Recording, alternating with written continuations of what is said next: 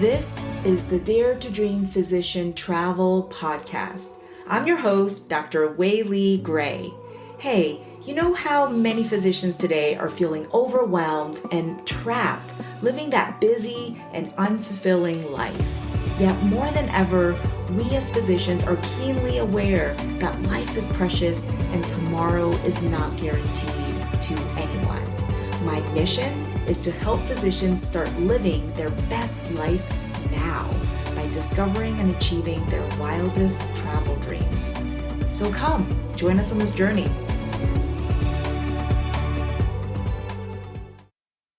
Welcome back to another episode of the Dare to Dream Physician podcast. So this week and this whole month and probably even more than a month, I have been just so excited by every interview because I am interviewing physician authors who are in the book Made for More, physician entrepreneurs who live life and practice medicine on their terms.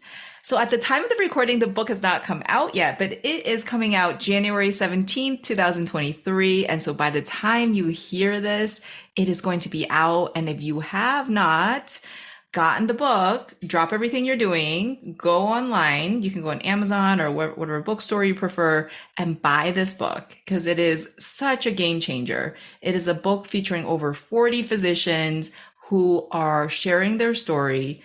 So the stories are by physicians and they're for physicians because we are all made for more. And if you ever feel trapped or resentful or unhappy or burnt out doing what you're doing right now as a physician, this is the book that you need to pick up because it really shows examples of so many physicians who have felt the same way, but who are doing something about it.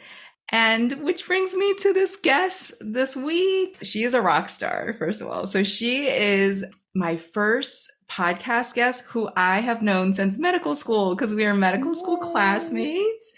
And I was really impressed with her in medical school. I have to admit, she was a little bit intimidating because she's such a go-getter when she was in medical school. And that has not changed. How long has it? Let's see, 2005 when we started medical school. So yeah. It has been not quite 20 years, but over 15 years.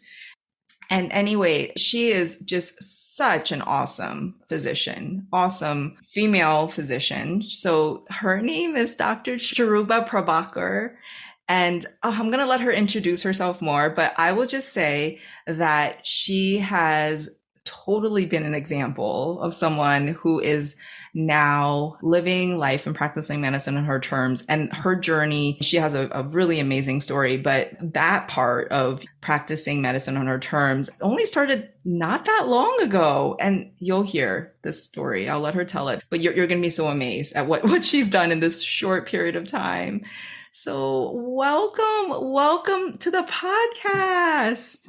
Thank you so much, Weili, for all those nice things that you just said about me. And my gosh, I didn't know I was intimidating in medical school. In a good way. Go-getter, I can see. Yes. I think I've always been a go-getter. But thank you so much for having me. I'm just so honored to, first of all, have known you for so long and then just crossed paths recently. I think we've been in touch here and there a lot more once the last couple of years. So just so excited to have reconnected and so happy to be here and share my story. Yes. So tell us, I don't think I even told people like what kind of medicine you practice, but tell us like the big picture view of what you've been up to and tell us about your family and work and all of that. And then we're going to get to the really good stuff when we hear all the details of what's happening. All right. Yes. So I went to medical school at the University of Connecticut where we met and did all my training in OBGYN in the East Coast, actually in New York, after which I did a fellowship in minimally invasive surgery. So finished that up and got married during residency. And at that point, my husband actually grew up in the West Coast and is in tech, and all tech startups are in Silicon Valley. So he wanted to come back to the West Coast. And at that time, it's interesting, I was applying for a lot of jobs out here. I didn't really know anybody here in California, and I didn't have a network of doctors here like I had in the East Coast. So I was trying to apply for a lot of jobs, and they just, weren't a lot available. And it was a little surprising to me because in the East Coast, right when I was a senior, practices were approaching me trying to see if I would want to join them. There are a lot of private practices around.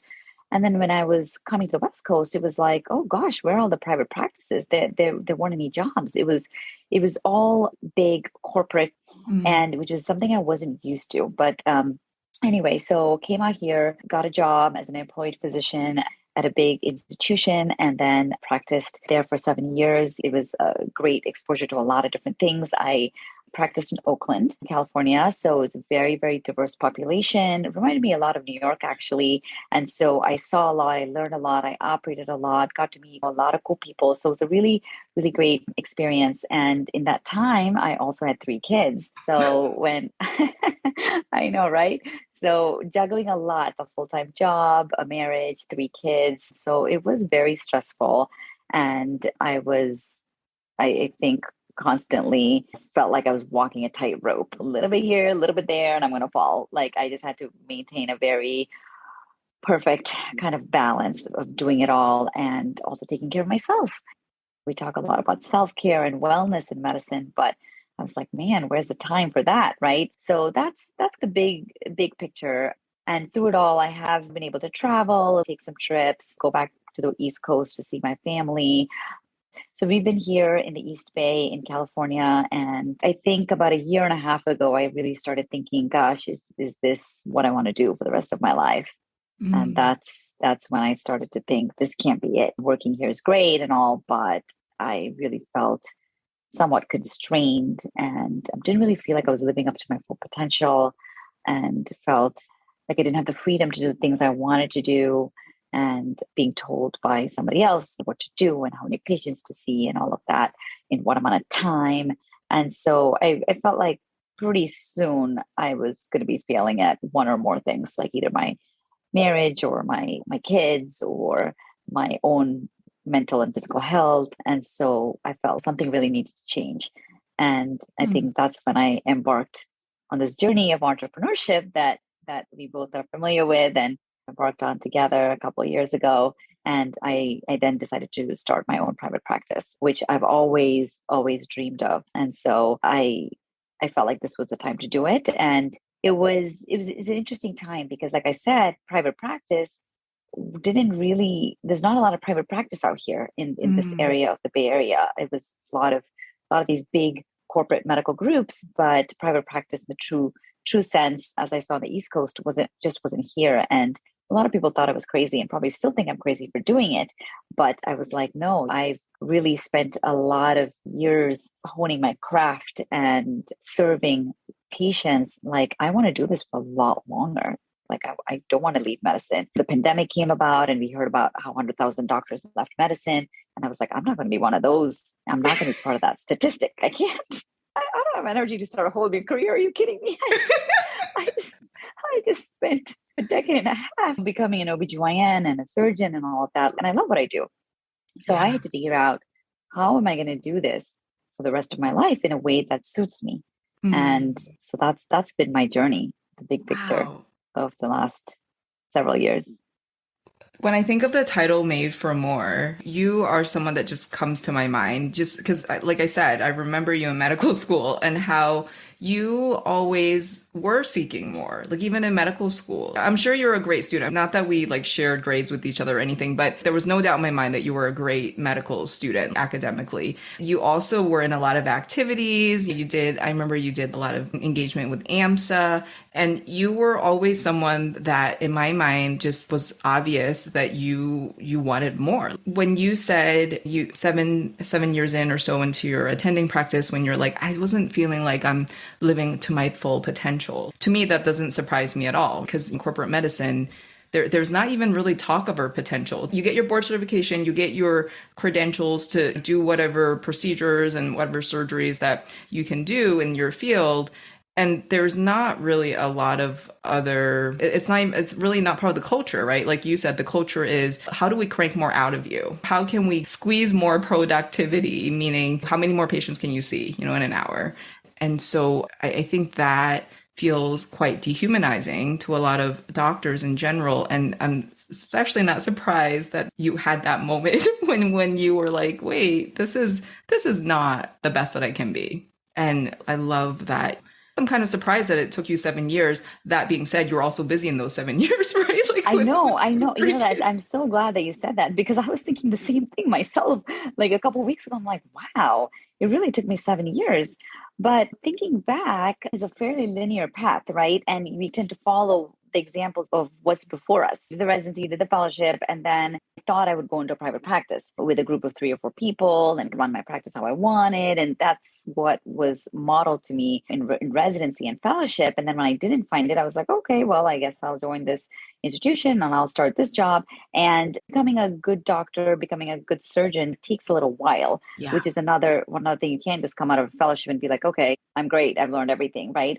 For me, I really felt like it took about 5 years to deal with, to feel pretty confident with what walks in through my door, what walks into the OR, what walks into the ER, and feel like, yep, I can handle it, right? And so I think it took me a few years, and I had my 3 kids. And so Yeah. I was like, okay, I guess that's where the 7 years went. Yeah. That's a lot of achievement right there. Wow. Wow. Yeah. Yeah. And also just as like you were saying, we didn't keep in touch, but like I was aware of the things that you were up to. And even when you were in New York and when you were a resident, you did things like you were on TV and you gave some medical sources on TV. And so I guess that's why I'm like, yeah, of course, I'm not surprised. Like, of course, Cheruba would do that. You've summarized your journey thus far like beautifully. You told us everything that's happened, but there's a lot of details in there that I'm sure the listeners would love to hear. And so we talked about how you were on TV before, right? Like, and so you were really interested in public speaking and communication, and then you started Instagram. Yes, Right? Tell us more yes. about that. Yeah, I know. That was a big move for me because I was one of those people who was like, yeah, you're not going to find my picture on social media. That's so funny. Yeah, because I did do some TV work, but I wasn't about to put too many details about my personal life on social media. And I think being a doctor, that was frowned upon anyway. When I was looking for jobs, they were like, oh, be careful. They can Google your Facebook page and see what you're up to and stuff. So I felt like I really didn't have time for that. But I think times have changed. When we were in medical school, we didn't have Instagram and TikTok and all of that, but times have changed. And I think I realized, okay, to really do that advocacy work, to really do that outreach about my field, my specialty, okay, I also need to change. And this is a great way to put myself out there. And yes, I started Instagram channel a year and a half ago. And since then, I've started a YouTube channel as well. And I also have a TikTok channel, which hasn't taken off yet. But yeah, so that if you asked me 5 years ago, if you asked me 2 years ago if I would have all these platforms, I would have said, no way. If you want to reach me, you can email me. Okay. But here I am with on all these social media platforms. And it's actually been a lot of fun. And I think has made me reinvent myself in some sense. And I think I have become MD version 2.0 in so many ways. And that's one of the first ways. Ooh. And so, yeah. Oh, I want to hear more. What is it like to reinvent yourself? Yeah. I mean, essentially, I feel like I've had to become a new version to succeed in this phase of my life. And if you ask me, can I work somewhere? Can I pay all my bills? Can I have a great job and a fine life? Yes, that was like so yesterday for me. I can do that, but that's not what excites me anymore. Now I'm on to a different phase of my life where I want to be a speaker. I want to advocate for women on the various issues that we face. I want to be an entrepreneur. I want to own a business. These are all skills that I didn't necessarily think that I would need as a physician, especially after I joined an employee practice. But these are all exciting. And I think, especially after COVID, I learned that, okay, you know what? Maybe it's a good time not to just rely on somebody else. Let me figure out how to do my own thing going forward. Mm. And even my step of starting a private practice took a lot of going against the grain. So many of my mentors, very well meaning, even told me that honestly, I think is a silly idea. That is not going to fly. But what they were thinking about is a very traditional way of how medicine is practiced and how an office is set up. They would be blown away. If some of my attendings came to my office, they'd be like, what? This is how you answer your phone. This is how patients contact you. Wow, this is like amazing. We don't need to have 10 people working for a doctor, right? It's just so different. And so I think learning all that at this stage. I'm a mom, I'm a fairly seasoned physician. I'm not in school anymore, but I feel like all these skills that I've just learned so much in the last couple of years. And so actually you mentioned the book Made for More. The title of my chapter is Becoming MD version 2.0. That Ah. is my title because I felt, yes, that was version 1.0 before, but in the last couple of years, I've had to become version 2.0 to do the things that I want to accomplish in this next phase of my life. Mm. Wow. I love that so much. And that reminds me, talking about opening your own practice and how well-meaning people who want to be supportive of you, but probably just wanted to protect you from Mm-hmm. possible failure, would say things like, "Oh, don't be silly, don't do that. That would be crazy." So tell us a little bit more about that. You gave an idea of the timeline. What, it was a year and a Mm. half ago. You started doing videos on social media to teach women about gynecologic issues, and then were you intending to open a private practice then? Like, when did this idea come to you, and then you started to act on it? Yeah, so I actually always wanted to open a private practice. When I graduated medical school, that was actually my dream. I was like, yeah, I want to finish residency. I'm gonna open my own practice. I was thinking about the doctors that I saw when I was in medical school in Connecticut. Their kids were working in the front desk, leaving Oh. at 4 o'clock to go to the game. And when I started practicing, I was like, man, that is not the reality of what I'm living.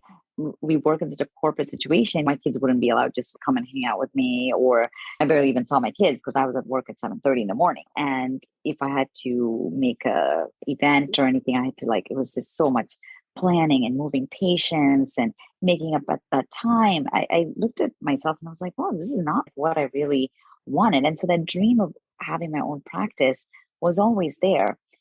And then a year and a half ago, I joined the Entre MD Business School where I met you, re-met again. Again. And that, yeah, exactly. I was so happy to see you there. And actually, you told me about it and encouraged me to join. And it's a school full of physicians that are, as the book says, wanting to live and practice medicine on their own terms. And so it was just really inspiring to see a lot of physicians doing really cool things, despite the odds, despite the struggles. And I thought, I know people are leaving private practice here. No one's really starting a private practice, but why not me? And I thought, I think I'm ready. Like, this has always been a smoldering flame inside me to want to start my own private practice. I'm in this community of really cool doctors who are doing cool things, a lot of them owning their own practices. They can do it. Why not me? And yes, I'm in an area where it's not the most common way to practice, but people need doctors. And let me try this. Aw. And so that gave me the little oomph that I needed to Mm. just plow forward and I punch love that. ahead. And I remember when you sort of was putting these thoughts out there and saying, "Yeah, I'm thinking about this. It's a little scary thinking about it." To me, I'm like, it's a no-brainer. Of course she can do this. But what I think is so funny is you're in Silicon Valley, which is the land of innovation. And yet that's the opposite for medicine, apparently, from what you're describing of this area. Like there is no innovation. It's all corporate and large. Yes. But what you are doing very well goes with the spirit of where you're living, but you're just bringing it to medicine. Yeah, that's a great point. Actually, I didn't think about that. You're right. There's a lot of tech innovation, but when it comes to healthcare, we're still a little bit behind. And why is that? Especially in this area, in the Bay Area, where everything is so technologically advanced. And yeah, and I thought about myself as a patient. I think you can probably relate to this. I get the care I need because I have friends in probably every specialty that I can text, hey, I need to see you ASAP. And because they're my friend, they can get me in. And some of them will say to me, yeah, don't call my office, just text me. If you call my Right. office, like forget it. You're gonna wait in line and blah blah blah. And I don't know when you'll be seen. And I thought, yeah, that's great for me because I'm a doctor, but that shouldn't be the average patient who wants to get in and who wants to get great care. Yeah. Why shouldn't there be so many barriers? And so that I think really sparked further interest in setting up this kind of practice. Yeah, and I definitely want to hear more about the setup of your practice, but I was just checking out your website before we started talking today, and I just loved it so much. You have a blog, you have all this information on there. And one of the articles that you wrote on your website is what patients really want, lessons from my first month in practice. So I would love for you to share a little bit of that content that's in there because I think that goes along with what you were just saying now. Yes, that's funny. I have to look up the blog to see what I wrote, but I think, but I think the gist of what I wrote was patients want a doctor who is on their side, who really cares for them, who is paying attention to them. I think one of the things that is happening in healthcare today is that we're falling through the cracks. And unless you have something life threatening and very emergent that the doctor is taking care of right away, if you have a little abnormal blood test, a little, maybe an abnormal pap, I can tell you how many times patients are notified of these things and patients are falling through the cracks. And Mm. I think more and more I'm hearing from patients that, yeah, we want somebody who really cares and somebody who's paying attention. And that's what I really saw that first month of practice because I was nervous as heck. Here I am in the Bay Area paying all this crazy rent and starting a private practice. I have no idea if anyone's going to come. But what really kept me going after that first month is exactly that. The thing that I learned the most was patients are actually looking for this kind of care. And some were very happy and some were patients who I had before who followed me, but many were just new patients. And they said, we don't want to be on a phone tree for 10 minutes. We want an office where somebody picks up. And they were just so happy to have that kind of care. And so it really encouraged me to keep going. And I said, you know Mm. what? I just need to reach more people. There are people who are looking for this, and there are people who will benefit from it. And I am that person to provide that care. And I just need to keep pushing ahead. Mm. And that was important for me during the beginning because any little thing would discourage me because I was just starting and I was like, oh man, maybe those people were right. It's silly to start. But I found all these little reassurances, reasons to keep going. Yeah. One of the things I really like that you put in the blog is that doctors, we by nature, we're highly caring, we're empathetic, and we want to provide the best care for patients. But that, as you're saying, when you work for these big organizations where there's very little input from the frontline workers, that kind of becomes less and less important as far as the organizational goals. And as a result of all the other goals that they have, these metrics and things that they have for us, we start to find it difficult to be the caring and empathetic doctors that we want Yes. to be, that we feel like patients deserve.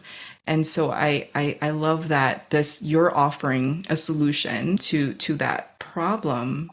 And tell us a little bit more about how can you do that? Why are you able to spend unhurried time with the patients? Yeah. And how what are innovative solutions that we have to this problem that we all see in corporate medicine? Yeah, you is exactly right that doctors by nature we love to talk to patients. We're taught to take these detailed histories in medical school. We love to spend time with patients, but the environment that a lot of us find ourselves in, we can't really do that. We have to be on the clock and we have to see our next patient. And so in my practice, I decided to actually be out of network with insurance. This enabled me to be able to do what I need for patients the way I see fit and spend the time that I need. And this is because I don't have to rely on, okay, what is this insurance paying for this type of visit? Okay, to make it Or worthwhile, I not need to see, paying? or That's the not paying. problem. Exactly. Either they pay or suddenly they deny your visit and say, well, that was unnecessary or whatever after you just spent an hour with the patient. And I felt like by practicing in the very traditional model that a lot of my attendings did before me, I would back to running the rat race. I was back to seeing, if I did the math, I'd have to back to seeing 15 to 25 patients a day, really quick, really fast visits. And I would feel like I'm managing a factory again. And that's exactly what I was trying not to do. But again, business is math. In order to make that work, I had to say, okay, well, I'm going to have a different model where I'm out of network. And so when patients come to see me, they pay cash for the price that I've determined for that type of visit. And then as a courtesy, I actually have hired a biller who will then bill the patient's insurance for that visit. And for some patients, they actually have good out of network benefits and they're surprised that they get a portion of it actually reimbursed. And they're super happy that they got to spend an hour with me. Plus, they ended up not even spending that much money. For other patients, depending on the insurance, they may not get anything back, but they have realized that, okay, wow, that was so high value. I got so much from this visit and all my questions answered. I don't need to make another appointment to come because I didn't have time to go through my list. And this is how I'm essentially able to function this way. And so instead of seeing 20 patients, I can actually see 8. And that's a full day for me. And I'm spending 45 minutes to an hour. And I get to learn about the patient and her life and her kids and what happened over the holidays and how I think medicine should be practiced. And yeah, that's my model right now. And I'm loving it. Mm. And I would add to what you're saying there, which is if you immerse yourself enough in the corporate rat race medical culture, that sort of idea of let me just have a little chit chat with the patient, like ask them about their life. It's almost looked down upon. They'll be like, oh, but you're inefficient and you're wasting time. There's somebody else who you need to see.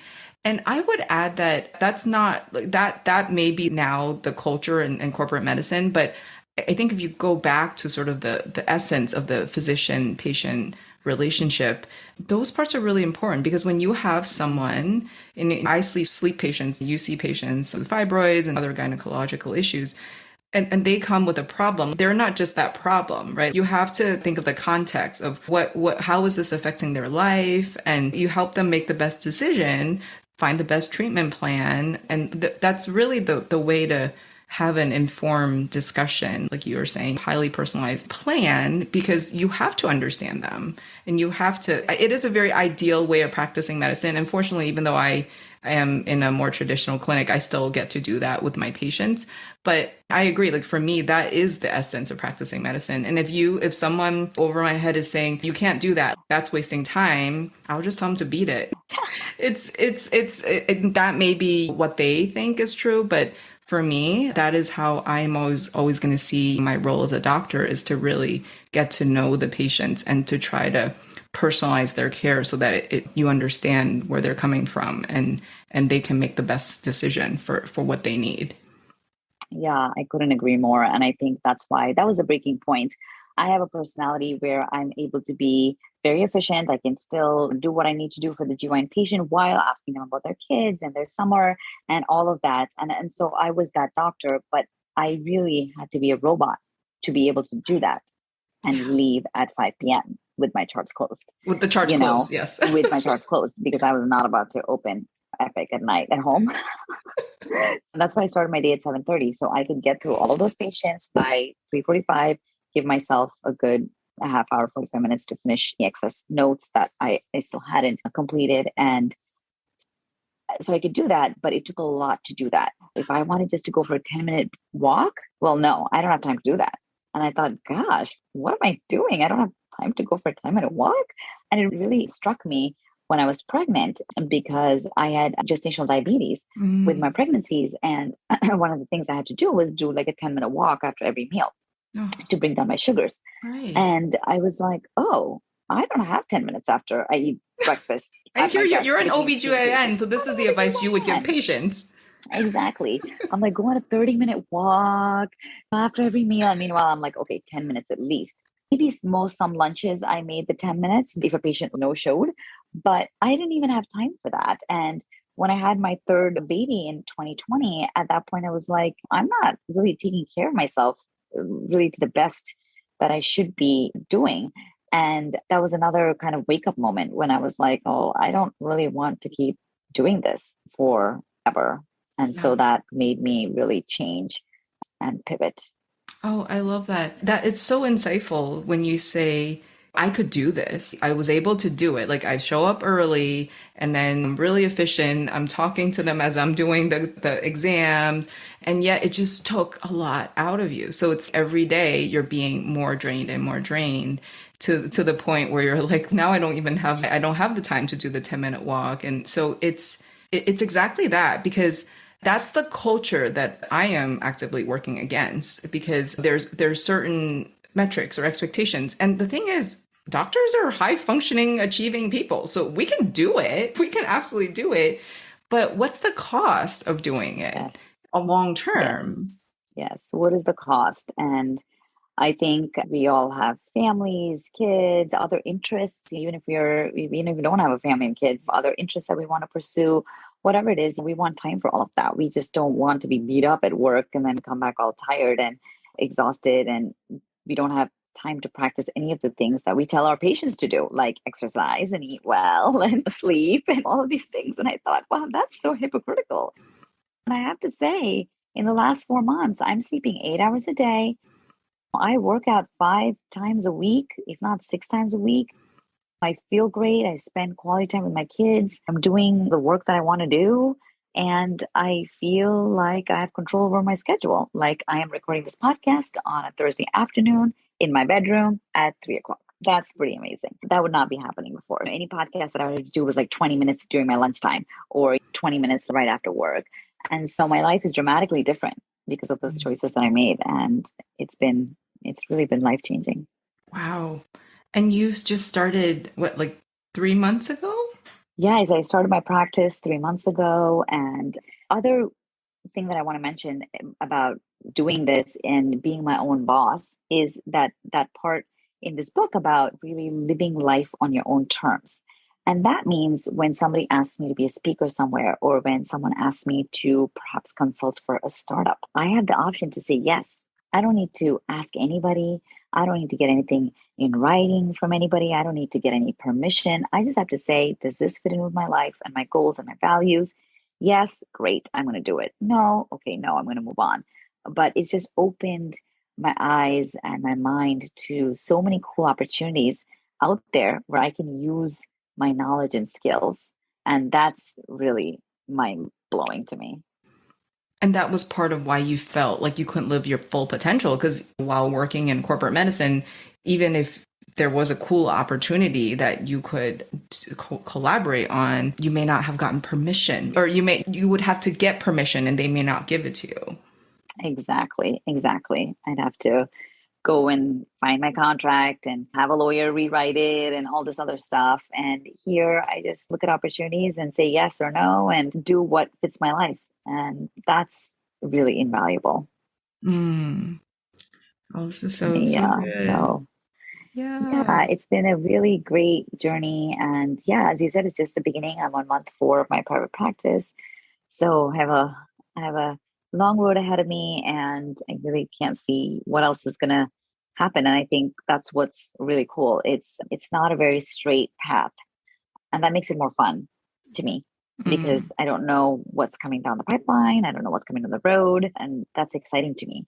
Versus when you're not an entrepreneur, when you're not doing your own thing, I felt like, well, I pretty much know what the next year is going to look like. Mm. See this many patients, do this thing, go to this conference. Okay, that's it. Check. And now I get to create my year however I want it to be. And that's cool. So, yeah, and you talked a little bit about this, but I'd love to hear you speak more on this.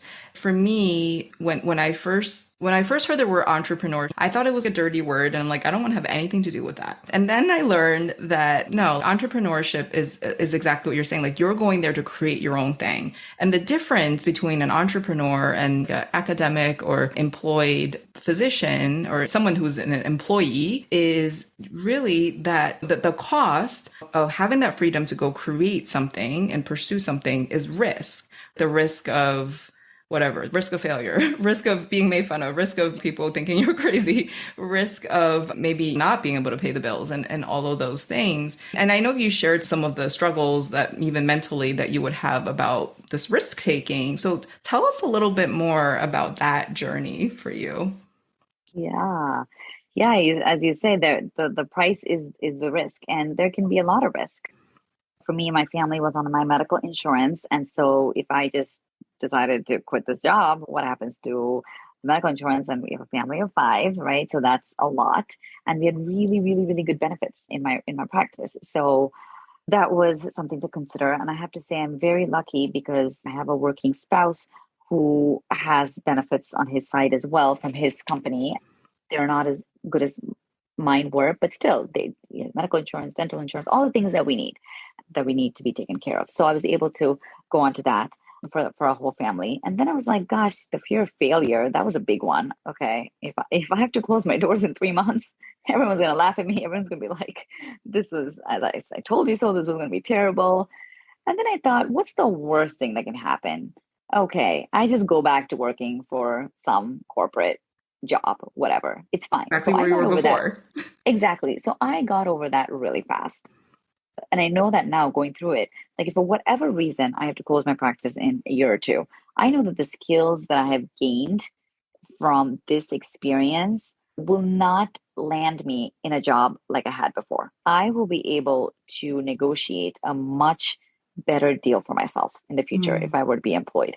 I think so. While that was definitely a risk, and that was one that was scary, I said, I'm a doctor. I have great skills. I have a great reputation in the community. I'm going to be able to find a job. That's not a big deal. And so once I got over that, and once I got over the benefits thing of how I was going to take care of my family, after that, I was like, okay, what's there to really lose? Let me just do it. Yeah.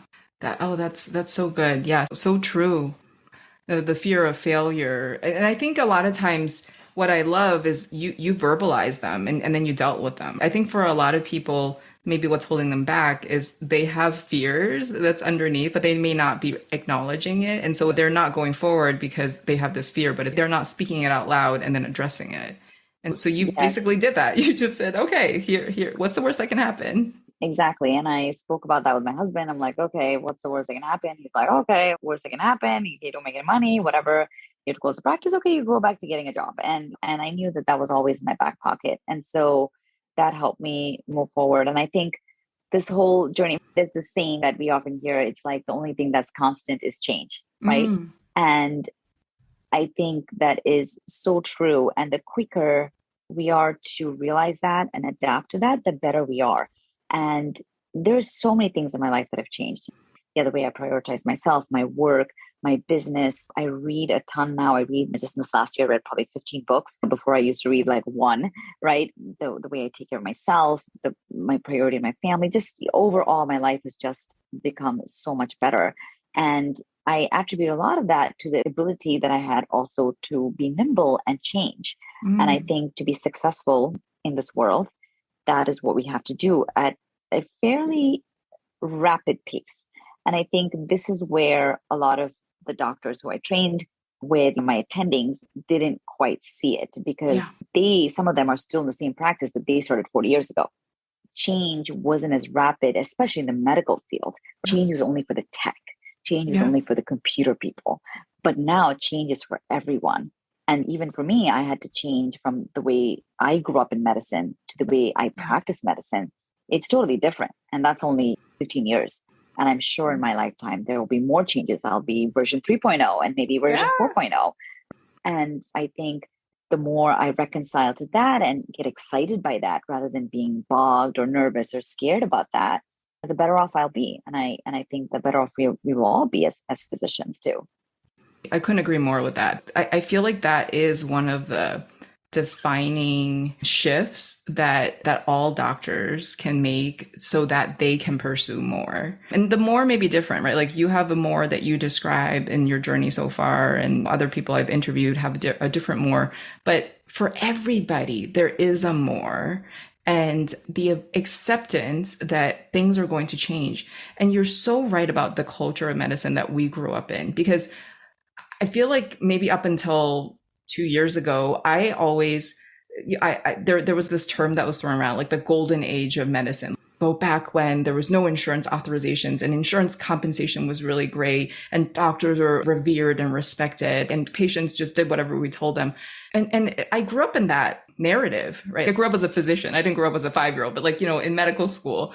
And so I think for the longest time, I always unconsciously thought of change as a threat, as a bad thing. Mhm. Like if things are going to change, it's only going to change for the worse for the doctor. And I am a doctor. So it's just, I couldn't embrace change with that unconscious belief that change was just bad. It's just going to get worse and worse.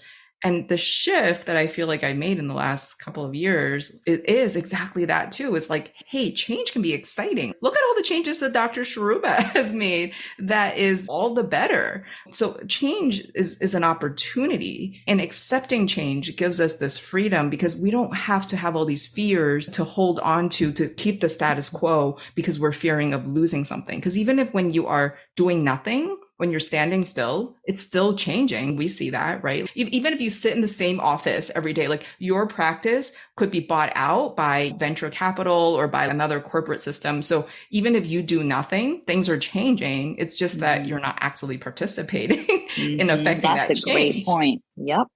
You're not actively participating. And that to me is scarier. Things changing around you, under you, when you're not even having a say.